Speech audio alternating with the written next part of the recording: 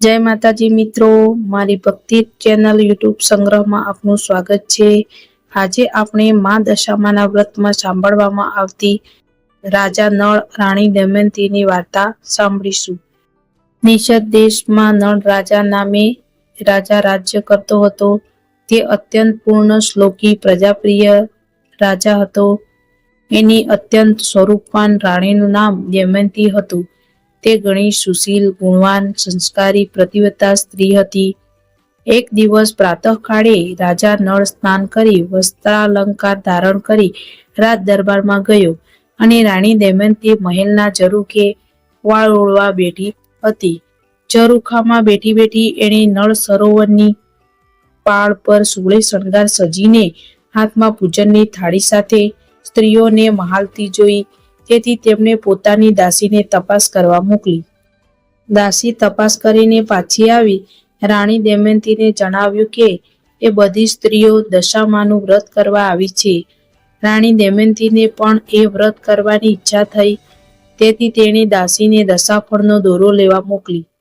વ્રત કરતી સ્ત્રીઓ કહેવા લાગી, હે દાસી, તારી રાણીને વ્રત કરવા દેવાની અમારી ના નથી, પણ આ વ્રત અધૂરું રહે તો મહા અનર્થ થાય છે। દશાફળનો દોરો ન સચવાય તો મા દશામાં કોપાયમાન થાય છે। તેમ છતાં જો તમારી રાણી ઉપવાસ એકટાણા કરે, વિધિ પૂજન કરે, દાન ધર્મ કરે અને પવિત્ર તન મનથી દશામાનું વ્રત કરે તો અમે દોરો આપીએ। દાસીએ હા પાડી। વ્રત કરતી સ્ત્રીઓએ સૂતરના નવા તારનો દોરો દાસીને આપ્યો અને કહ્યું કે 10મો તાર રાણીના લુગડાનો નાખી ધૂપ દીપથી દોરાનું પૂજન કરી જમણા હાથે બાંધવો। આમ કહી દોરો દાસીને આપ્યો। દાસી તો દોરો લઈને પાછી આવી। રાણી દમયંતીએ ધૂપ દીપથી દોરાની પૂજા કરી, દોરો બાંધ્યો અને દશામાનું વ્રત કર્યું। રાજા નળ સાંજે ઘેર આવ્યો। રાણીને દોરા વિશે પૂછ્યું તો રાણી દમયંતીએ દશામા વ્રતની વાત કરી। રાજા નળ ગર્વથી કહેવા લાગ્યો, આપણે તો રાજપાટ વૈભવ ભોગવવાના હોય, આવા દોરા થોડા બંધાય। આમ કહી રાજા નળે દોરો તોડી નાખ્યો અને અગ્નિમાં નાખી દીધો। રાજાએ દોરાને બાળી નાખ્યો।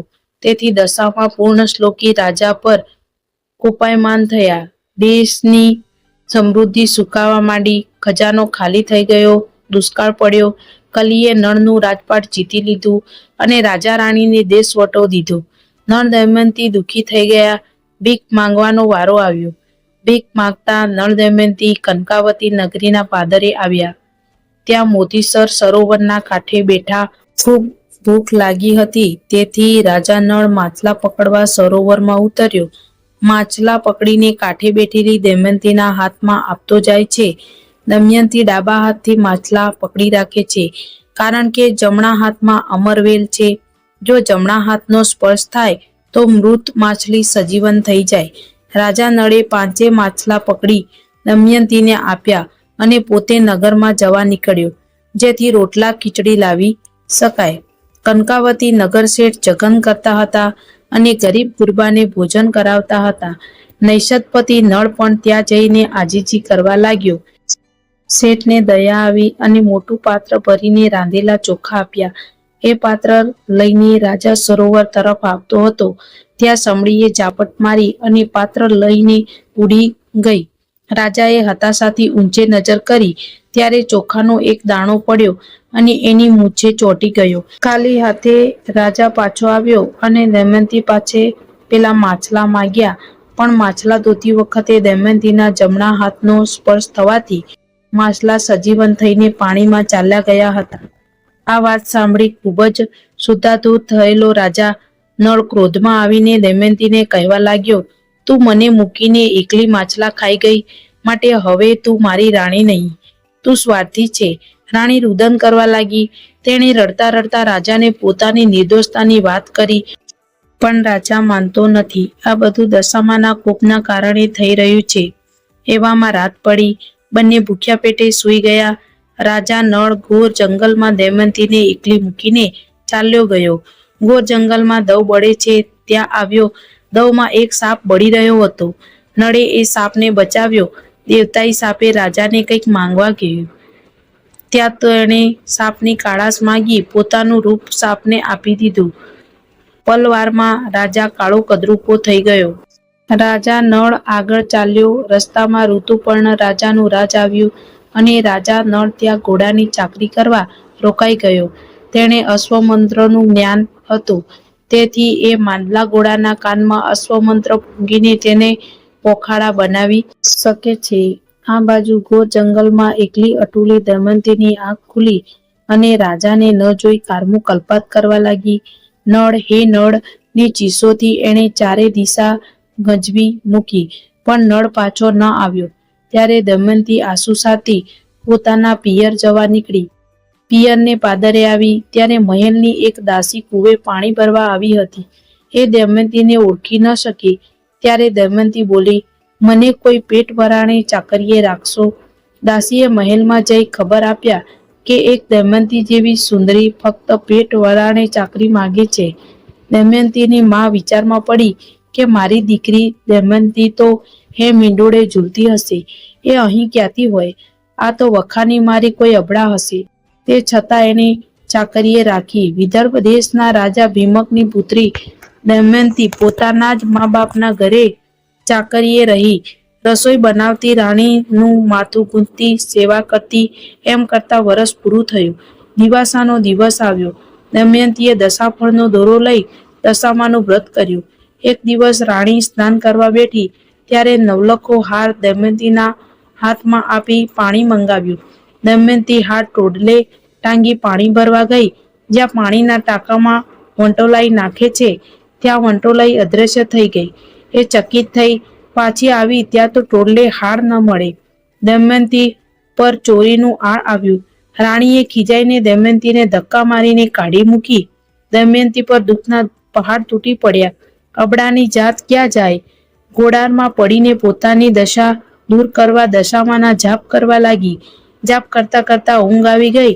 સપનામાં પ્રભુનું દર્શન થયું અને પ્રભુ કહેવા લાગ્યા, દમયંતી, દશામાં તારા પર ખુશ થયા છે, હવે સૌ સારાવાના થશે. દશામાનું નામ લઈ દશાફળનો દોરો છોડ અને દશામાના દીવા કર. પ્રભુ, મારી પાસે ઘી નથી કોળિયું, સાના દીવા કરું?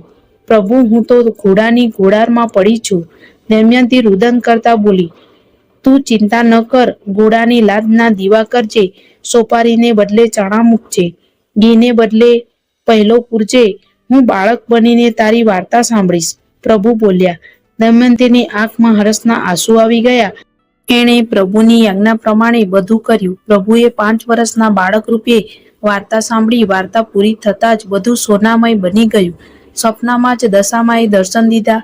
એ દિવસે રાજા ભીમક જંગલમાં શિકાર કરવા ગયેલા. ત્યારે દશામાએ ડોશીનું રૂપ ધારણ કરીને રાજાને કહ્યું, હે રાજા ભીમક, તારા ઘેર જે નવી દાસી આવી છે એને વ્રત લીધું છે. એ વ્રતનું ઉજવણું મેં કરાવ્યું છે, તેથી હું એના પર રીઝી છું. માટે એને ઘોડાની ઘોડારમાંથી બોલાવી લેજે.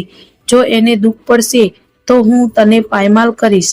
રાજા ભીમકે મહેલે આવી દમયંતીને બોલાવી, સ્નાન કરાવી, વસ્ત્રાલંકાર આપ્યા.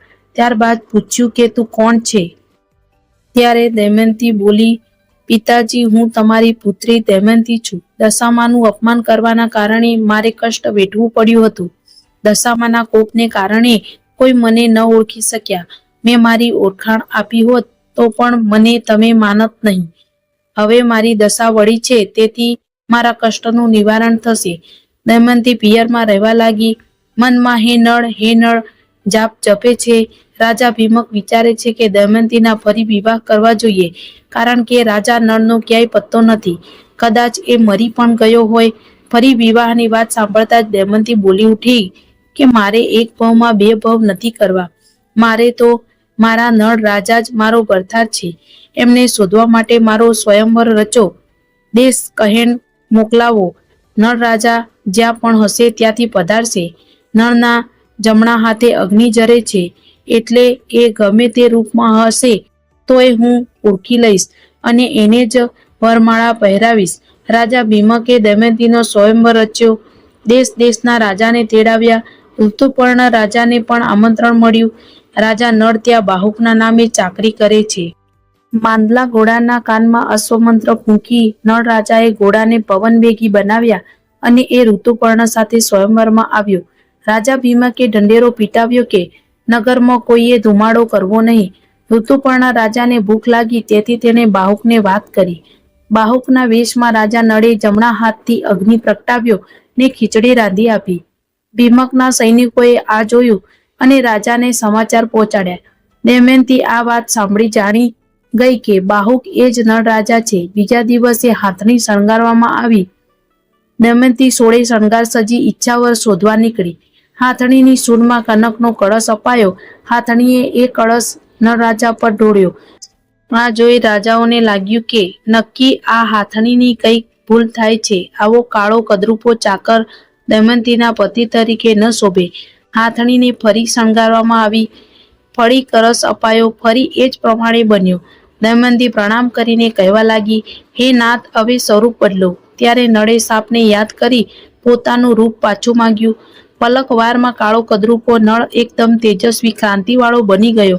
રાજા ભીમકે નળને ખૂબ આગ્રહ કરીને રોક્યો.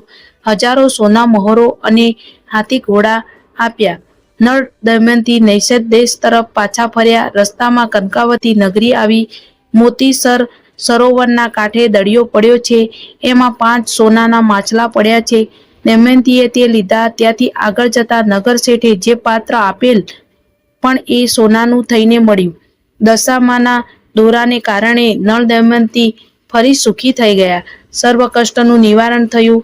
આગળ જતા બેનનો દેશ આવ્યો. એકવાર ભાઈ ભાભીને આશરો ન આપનાર બેન સામૈયા કરવા આવી. 32 પકવાન જમાડ્યા. રાજા નળ જમતા જમતા એક કોળિયો સોનાની વીંટી પર મૂકે છે અને બીજો કોળિયો મોંમાં મૂકે છે. બેને આમ કરવાનું કારણ પૂછ્યું ત્યારે નળે જણાવ્યું કે આ માન મને નથી, ધનને છે. જ્યારે મારા પર દશા પડી હતી ત્યારે તમે મને ખીચડો જમવા આપ્યો હતો. મેં એ જમીનમાં દાટી દીધેલો. આજે મારી દશા વળી છે ત્યારે તમે મને પકવાન જમાડો છો. રાજા નળે જ્યાં ખીચડો દાટ્યો હતો ત્યાં ખોદ્યું તો ખીચડો સોનાનો થઈ ગયો હતો. આમ રાજા રાણી પોતાના મહેલમાં આવ્યા અને બંને સુખે રાજ ભોગવવા લાગ્યા. દશાફળના દોરાથી રાણી દમયંતી પર દશામાં રીઝ્યા અને તેના પર કૃપા વરસાવી. એવી કૃપા હે દશામાં સર્વ પર કરજો. જય દશામાં જાપ કરું, રટણ કરું દિન રાત. પળ વિપળ ખબર લેજો, જાલજો સદાય હાથ. બોલો દશામાની જય. તો મિત્રો, મારી આ વ્રત કથા પસંદ આવી હોય તો લાઈક, શેર, સબસ્ક્રાઈબ કરી કમેન્ટમાં જય દશામાં જરૂરથી લખજો, જેથી મારી અવનવી વ્રત કથાઓ તમને મળતી રહે. જય માતાજી મિત્રો.